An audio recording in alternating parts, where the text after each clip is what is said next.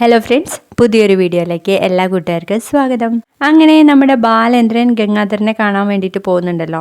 അവിടെ വെച്ച് സ്റ്റാൻലിയുടെ അഡ്രസ്സ് കൊടുക്കാൻ വേണ്ടി ആവശ്യപ്പെടുകയാണ്. അന്നേരം ഗംഗാധരൻ ചോദിക്കും, അതൊക്കെ പണ്ടേ നടന്ന കഥയല്ലേ, അതിപ്പോഴും കുത്തിപ്പൊക്കുന്ന എന്തിനാ, വെറുതെ മനസ്സിന്റെ ഭാരം കൂട്ടാൻ വേണ്ടിയിട്ട് എന്നൊക്കെ പറയുമ്പോൾ ഗംഗേട്ടനെ ആ അഡ്രസ്സ് അറിയാമെങ്കിൽ അലിനെ എന്റെ വീട്ടിൽ നിന്ന് മാറ്റാൻ വേണ്ടി തീരുമാനിച്ച വിവരം അറിഞ്ഞിരിക്കുമല്ലോ എന്ന് പറയുമ്പോൾ ഗംഗാധരൻ ചോദിക്കും, എങ്ങോട്ടാ മാറ്റുന്നേന്ന്. അവൾ ഇത്രയും കാലം അമ്മയുടെ കൂടെ ആയിരുന്നു ജീവിച്ചിരുന്നത്. എന്നിട്ട് ആ കുട്ടിക്ക് നീതി കിട്ടിയില്ല. ഇനി കുറച്ചു കാലം അച്ഛന്റെ കൂടെ പോയി ജീവിക്കട്ടെ, നീതി കിട്ടുമോ എന്ന് നോക്കണ്ടേ എന്ന് ചോദിക്കുകയാണ് കേട്ടോ. പിന്നീട് കാണിക്കുന്നത് നമ്മുടെ ഗോവർദ്ധനോട് എന്തൊക്കെയോ പറഞ്ഞ് പ്ലാൻ ചെയ്യുന്നുണ്ട്. അന്നേരം ഗോവർദ്ധൻ പറയും, ബാലേട്ടൻ പറയുന്നൊന്നും എനിക്ക് മനസ്സിലാവുന്നില്ലാന്ന്. അതേടോ ഗോവർദ്ധന, കൊട്ടാരമറ്റത്തിൽ കുഞ്ഞിന്റെ മകൻ സ്റ്റാൻലി ജോസഫ് എന്നും പറഞ്ഞിങ്ങനെ ചിരിക്കുവാണ് കേട്ടോ ബാലേന്ദ്രൻ.